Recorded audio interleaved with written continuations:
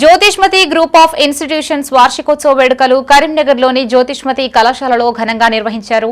ఈ కార్యక్రమానికి ముఖ్య అతిథిగా JNTU vice chancellor professor Kishan Kumar Reddy, గౌరవ అతిథులుగా Satavahana university register Satish Kumar, NIT Warangal CSE విభాగ ప్రొఫెసర్ సుబ్రహ్మణ్యంతో కలిసి చైర్మన్ జువ్వాడి సాగర్ రావు జ్యోతి ప్రజ్వలన చేసి వేడుకల్ని ప్రారంభించారు.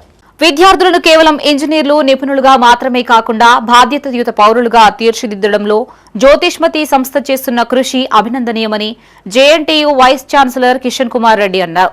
తమ సంస్థ భవిష్యత్ దృష్టిని వివరించి విద్య నాణ్యత, మౌలిక సదుపాయాల అభివృద్ధికి మేనేజ్మెంట్ కట్టుబడి ఉందని చైర్మన్ జువ్వాడి సాగర్ రావు తెలిపారు.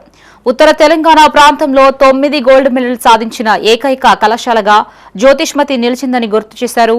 శ్రీచందన అనే విద్యార్థిని ద్విచక్ర వాహనాల భద్రతపై రూపొందించిన ప్రాజెక్టుకు ఎంఎస్ఎంఈ నుండి 12 లక్షల గ్రాంట్ పొందిందని secretary and correspondent Sumith Sai అన్నారు. ఈ కార్యక్రమంలో principal Anil Kumar, dean academics and audit doctor PK Vaishali, విభాగాధిపతులు, అధ్యాపకులు, విద్యార్థులు పాల్గొన్నారు.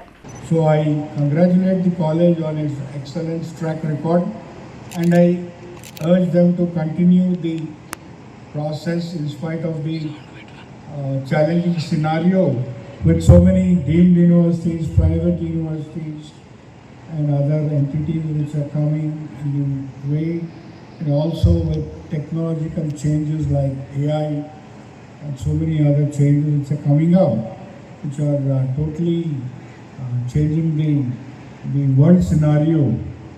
So I'll share a few thoughts about what I think.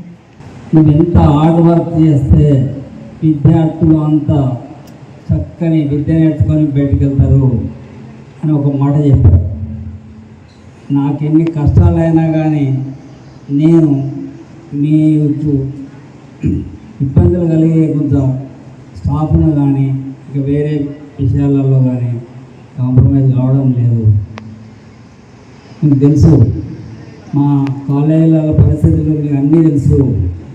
Government ఏంటి మీకు ఇచ్చేది రీయింబర్స్మెంట్ ఇప్పటికి 2019 నుంచి రావడం లేదు నాకు.